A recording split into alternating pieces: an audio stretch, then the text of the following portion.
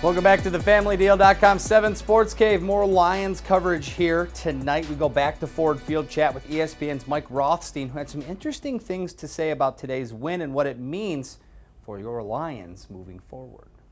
It's not a tie to talk about. It is a win to talk about. How good does this feel for Lions?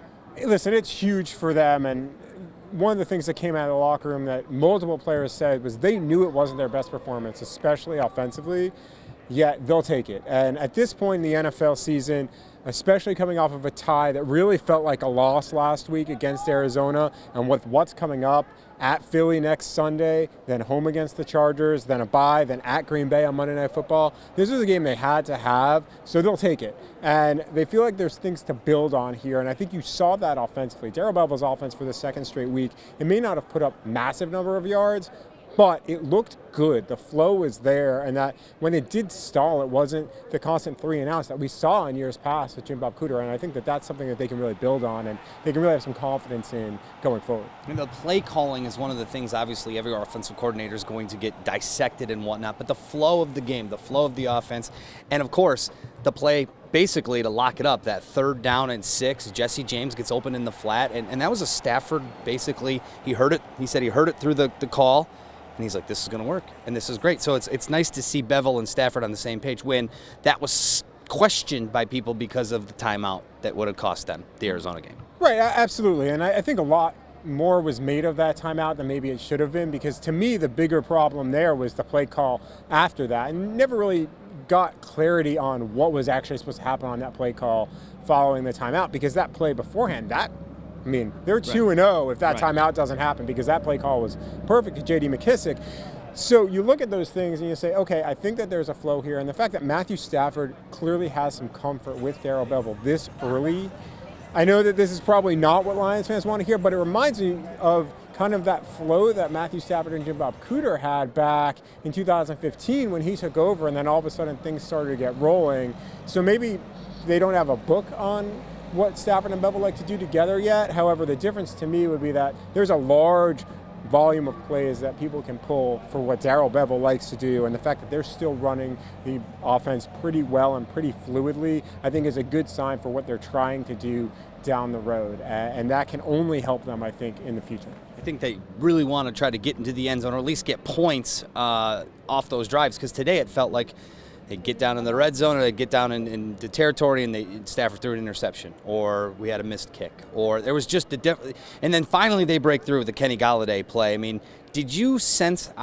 I sensed in the locker room afterwards a huge sigh of relief from this offense, and even the defensive players were so happy that they finally broke through at the end. Oh yeah, without a doubt, there was a huge sense of relief, because as much as players will say, oh, they don't pay attention and this and that, and the other, every player in the NFL understands, maybe except for the rookies, knows what's at stake and understands what this all means and what 0-1-1 would mean versus 1-0-1 with what they have coming up. So there's without a doubt, but there's a lot that they need to work on. There's no question about that. I think specifically starting with the special teams, that's a mess right now. I mean, Matt Prater never misses anything. He misses a field goal and an extra point. Less concerned about that than what's going on with their return game right now. Obviously, Jamal Agnew gets benched, was an all-pro player 2 years ago. Last year dealt with injuries. Now, who knows what his future is going to be, whether it's going to be a one-game thing, which Matt Patricia seemed to hint at, but you have to at least think there's going to be a competition there this week, especially considering they have Danny Amendola, who's an experienced returner, and we all saw what Ty Johnson could do at Maryland. Sure. And those guys, I think, are going to really push potentially Jamal Agnew for that spot. And to me, they need to fix that right now between what's going on in the return game and the penalties. Those have to get fixed, because those are going to cost them a game or 2 games down the road. And you can argue it already cost them half a game, because that Jamal Agnew fumble against Arizona, not to go back to 2 weeks ago now, but that changed the entire tenor of that game. He doesn't fumble that, and a lot of things change.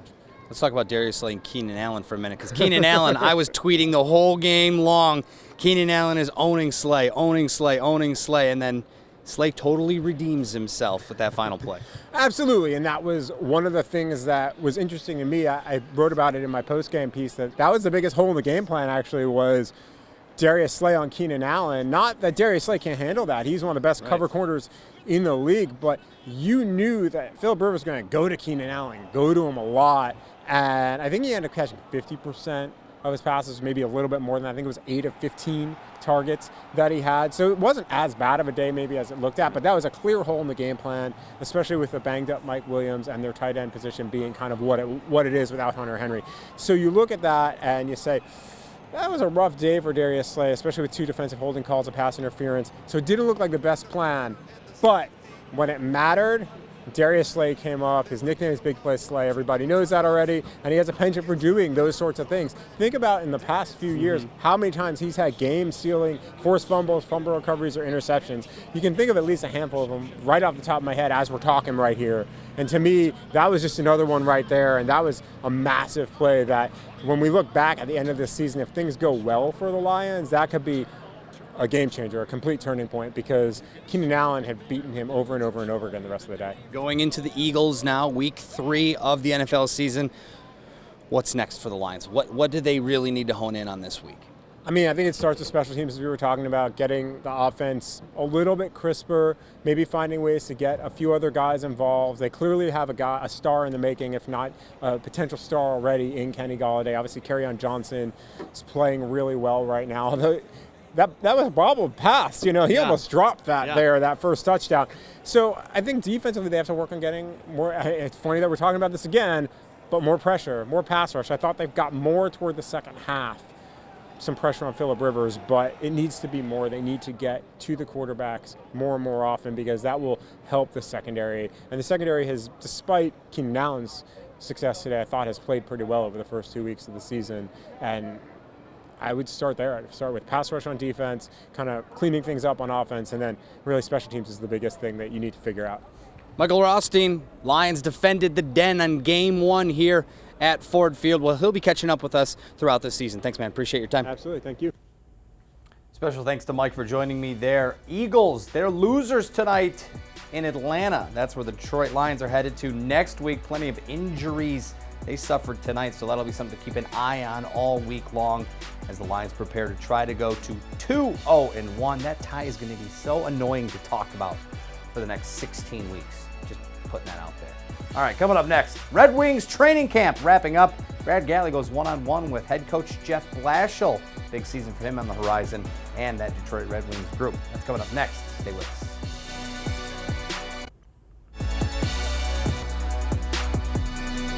Welcome back to FamilyDeal.com. 7 Sports Cave Red Wings training camp wraps up tomorrow in Traverse City. The team played its annual red and white game this afternoon. Anthony Mantha scoring the game winner for Team White in a shootout. Now, as the Red Wings get ready to open the preseason Tuesday night at Little Caesars Arena, head coach Jeff Blashill entering his 5th season in front of the team. He went one-on-one with our Brad Galley. Steve said what he likes and respects about you so much is just how professional, how organized you are, but yet the fact that you come with such a pedigree of winning at every level. In working with him so much, I'm curious what has stood out to you about working with Steve Yzerman. Well, he's definitely knows what he wants. He's very, very serious about everything to make sure that we make this organization as great as possible. He's very direct, very honest. I think you know where you stand at all times. So that's all you can ask for in a boss is to make sure you know what's expected of you and make sure you know where you stand. And certainly I've got that with Steve. He's obviously a great hockey mind. I feel very, very fortunate now. The 2 GMs I get to work for in my first job is Ken Holland and Steve Yzerman. I mean, they're 2 Hall of Famers. Ken will be a Hall of Famer. Steve is a Hall of Famer.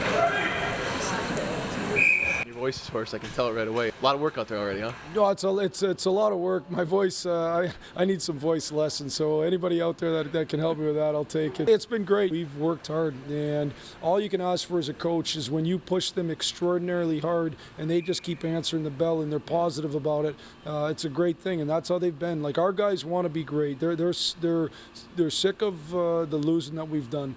It doesn't make it any easier to go out and win. It's still a hard challenge, but they don't want to stand for it anymore. Dylan's not the captain. That was the story to start off camp. How much should that be a story as you go in to start this season? Is it at all? What was that conversation like with Dylan? I don't think it's not a story for me. You know, it's not a story for me because I think Dylan's still going to be a great leader on this team. He's still going to be somebody that's certainly looked up to every single day by a lot of the players. Still going to be he's one of our 4 assistant captains, and adding Luke Glendening, giving him a greater voice, I think will really help that group as a leadership group. I think we have other leaders outside of that. So I think it would be a story if I was worried about our leadership. I'm not one bit worried about our leadership. With the 4As, I think we have great assistant captains, and with the group we have in total, I think we have great leaders. So not one bit worried about it. I think we're going to have great leadership.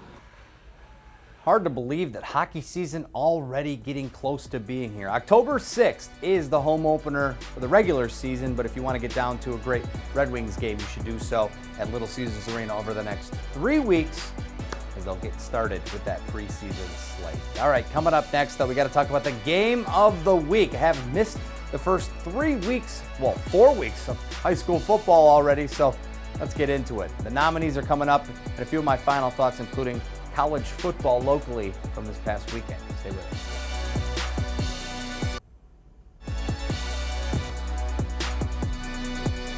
Well, we're already a third of the way through the high school football regular season. Time to take a look at the nominees for week 4 of Leo's Coney Island High School Game of the Week. I will be out at this game on Friday, and it's up to you to tell me where to go. Livonia Franklin at Livonia Stevenson, Dearborn Heights, Rocheba at Dearborn Heights, Annapolis, Centerline at Clintondale, Detroit Catholic Central at Detroit U of D Jesuit, and Utica at Grosse Pointe South. Voting runs through Wednesday at midnight.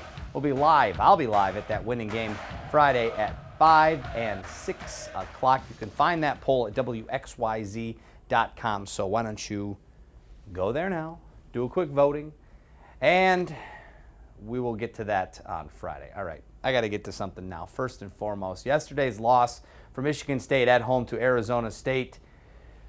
Sorry, guys. It's Mark Dantonio's worst loss as head coach of the Spartan program. Look, the guy's been there for a long time, right? He's 1 win away from taking over the top spot as the winningest coach all time in football program history. But yesterday's debacle towards the end of it had an eerie feeling, one that Spartan fans have felt before, like John L. Smith. Yeah, that's a pretty bad comparison as far as the wins and the losses are concerned. But Mark Dantonio needs to figure this out and figure this out quick. 2 missed field goals from Matt Coughlin, and the third one being the one that was the one that did him wrong, not having the right amount of guys on the field for a field goal. You knew you were down when they scored, and you had only 50 seconds to move the ball down the field. How do you not have your 11 guys ready to run out onto the field when called upon? It's unacceptable. Quite frankly, Mark Dantonio walking around the field after that game, seen videos of it, he certainly looked more distraught than he has for any other loss in his tenure. Look, Arizona State had a great game plan. The defense played outstanding. The offense, behind a true freshman quarterback, ripped up one of the best defenses in the country. However, these little tiny things are going to get Michigan State in a lot more trouble. And I looked at that line. They're going to be 7-point favorites over Northwestern this weekend. I don't know if I see that. But maybe I didn't know I was going to see a 51-point outburst against Western, and maybe I didn't see they weren't going to score more than 1 touchdown against Arizona State. Either way, let's celebrate Eastern Michigan for this weekend. They're the true winners, beating Illinois on Saturday. The 3rd straight year the Eagles have done that against a Big Ten team. Kudos to you, Chris Creighton and the Eagles. That's all my time. I'll see you guys next week.